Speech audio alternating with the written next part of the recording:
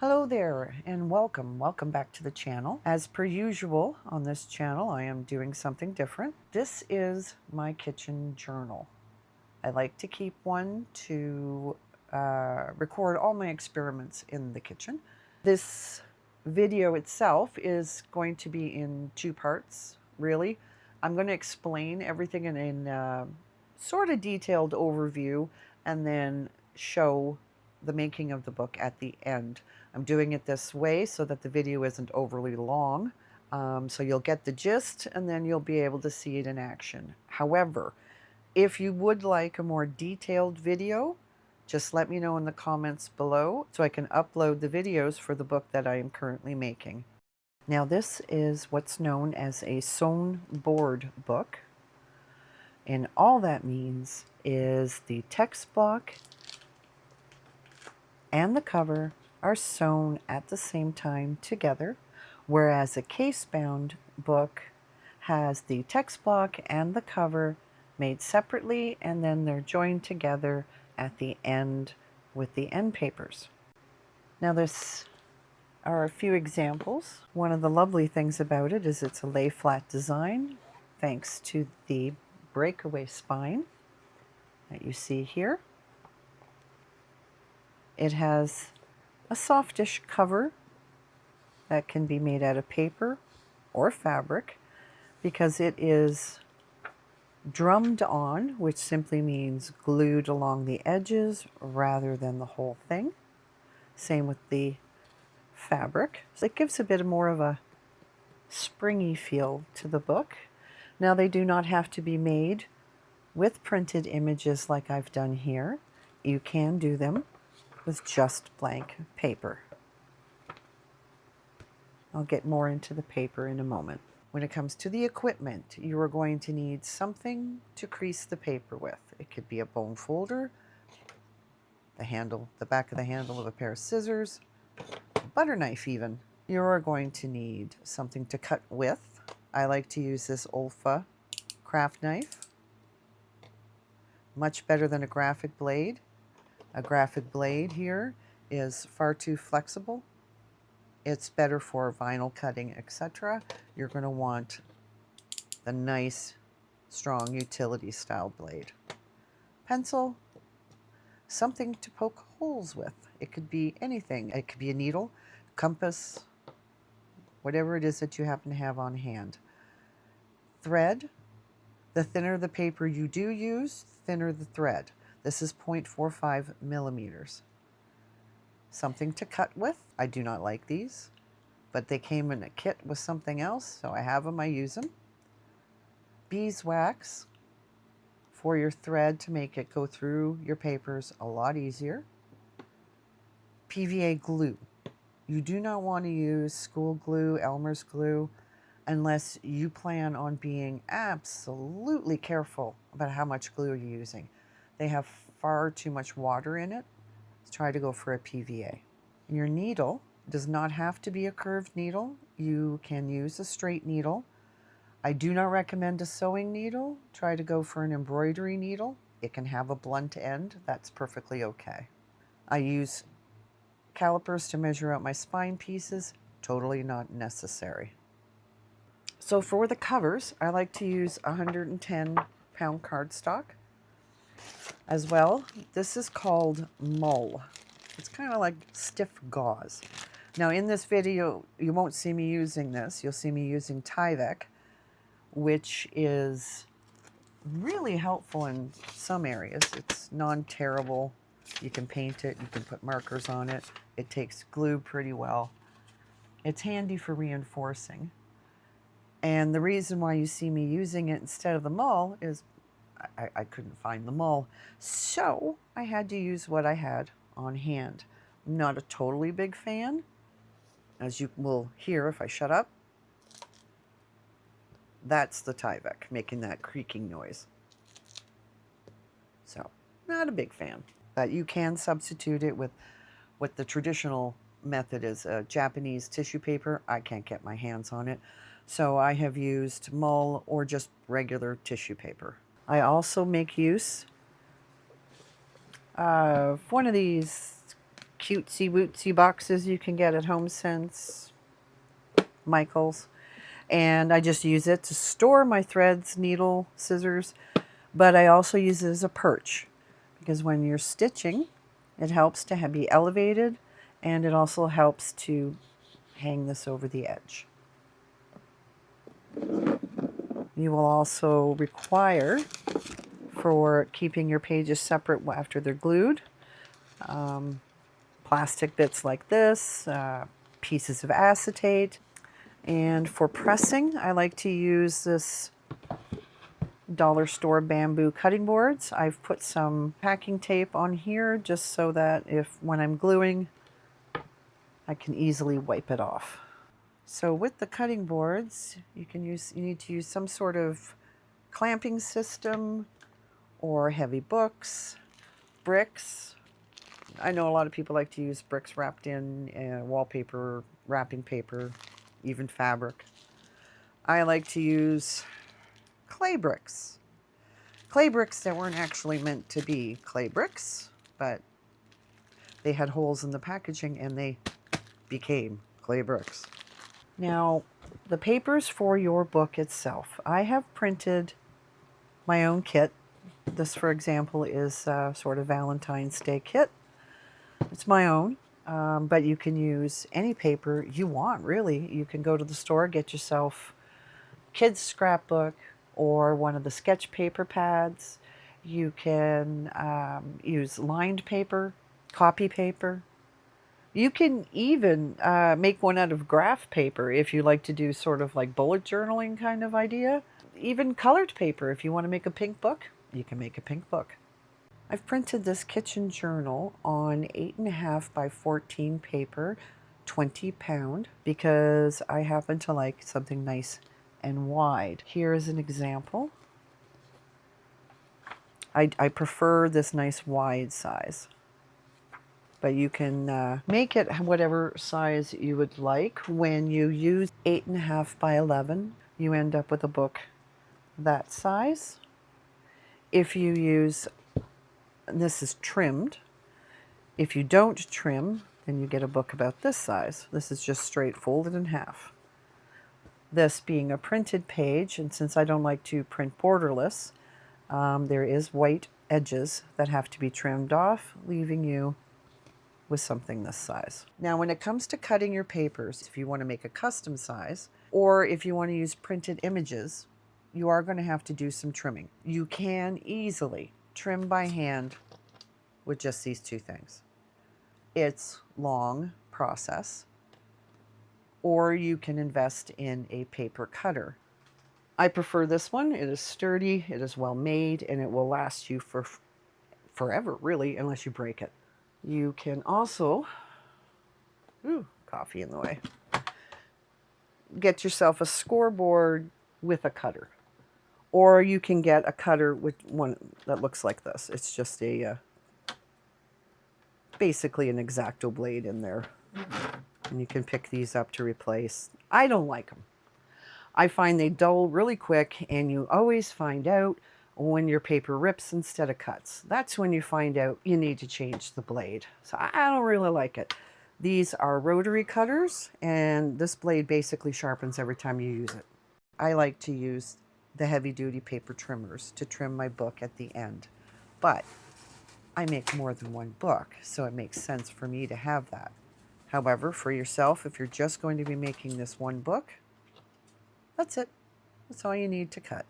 The covers themselves, let's pretend this is the cover. You can use chipboard. It's what I like to use.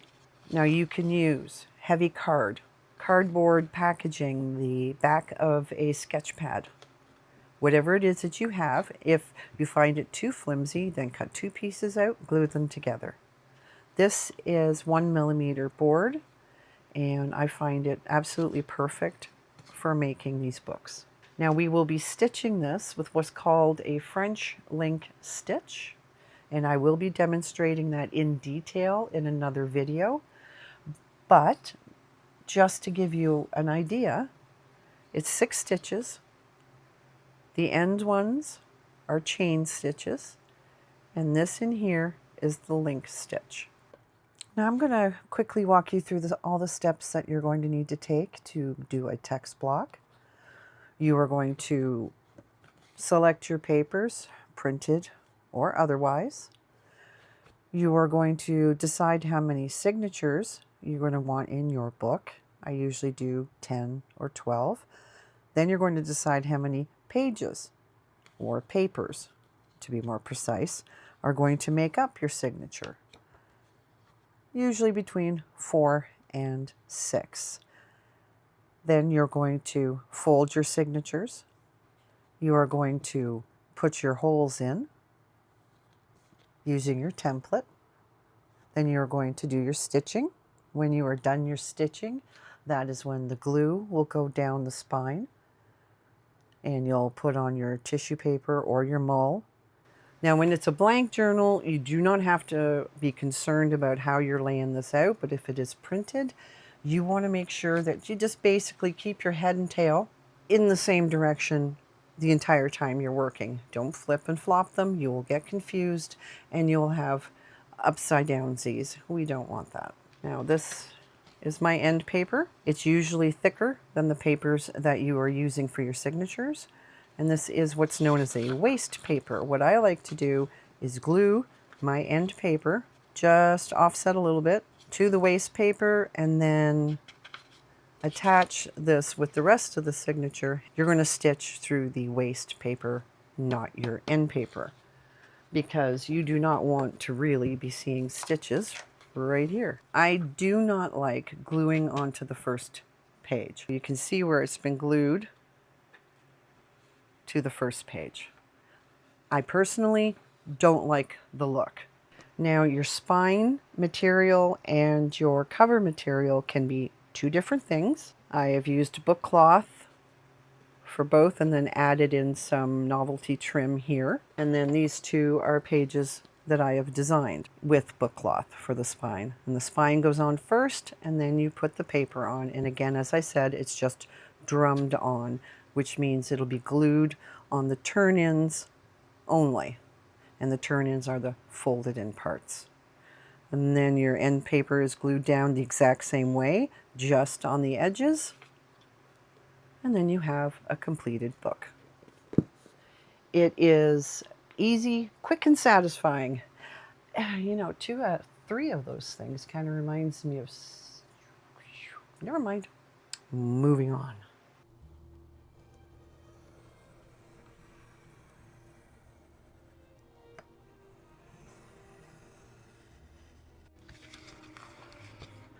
So essentially what I've done is I've measured two of my books, but you'll see here that these have not been trimmed on the top.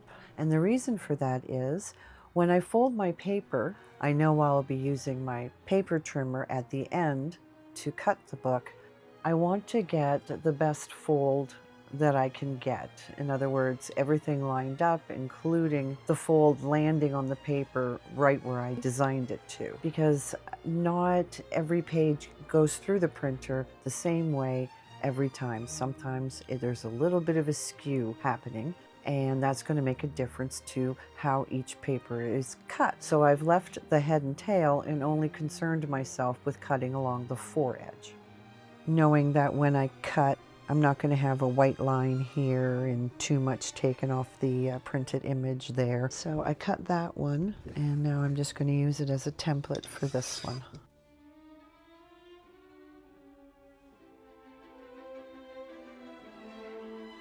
You just want to do a hand pressure because we are going to be inserting these in here. So they need to wrap around the end. I'm also going to take the bone folder and basically form it to the bookboard.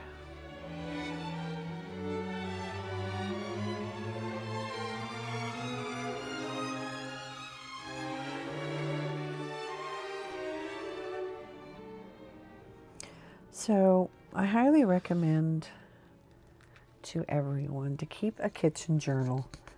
Now, obviously, I'm talking to people who actually like to cook, But I'm also talking to people who should be cooking for themselves. Everybody is capable of it, and as human beings who are forced to leave mommy and daddy's home to fend for themselves, we all should have an interest in cooking. Now we can establish the fact that, okay, old-fashioned gender roles may be different. However, someone still has to know how to do the cooking. And if it's the woman, great. If it's the man, great. Doesn't really matter, as long as one person knows how to do it. But if you're single, what are you going to do then? Rely on takeout? Pink sludge burgers? Questionably grown vegetables that have next to no nutritional value? Really? That's what you're going to do? Don't be silly. So this is a book of my design. I actively keep a kitchen journal, but I've never had a pretty one. And, well, now I do. So it's actually going to be quite nice throwing my recipes in there. All right, so let's double check that we have everything good to go. We have that, we have that. We need to get our waste paper. Measure out the same thing. Cut them out, and they'll be good to go.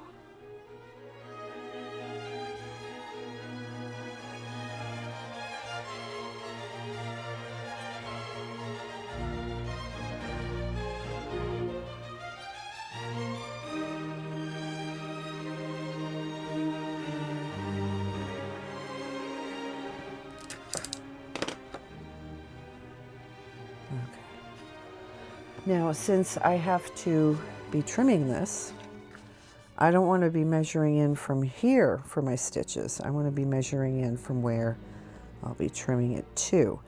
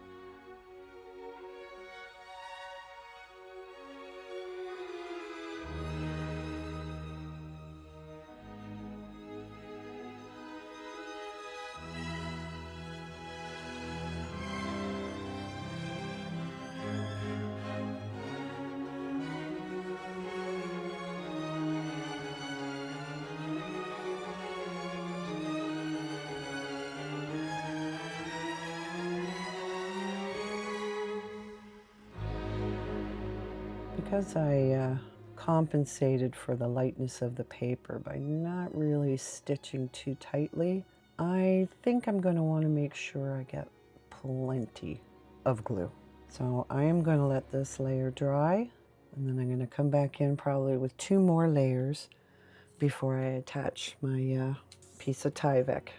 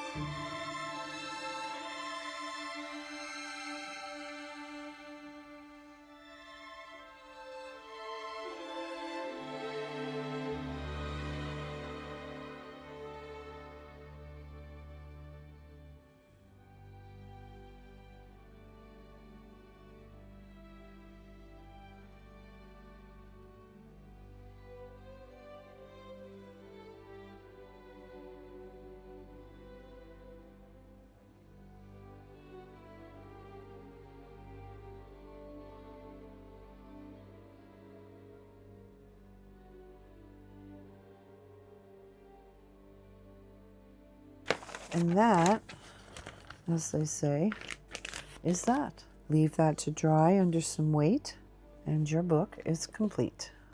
Yeah, like I said, I cannot wait to start using this one.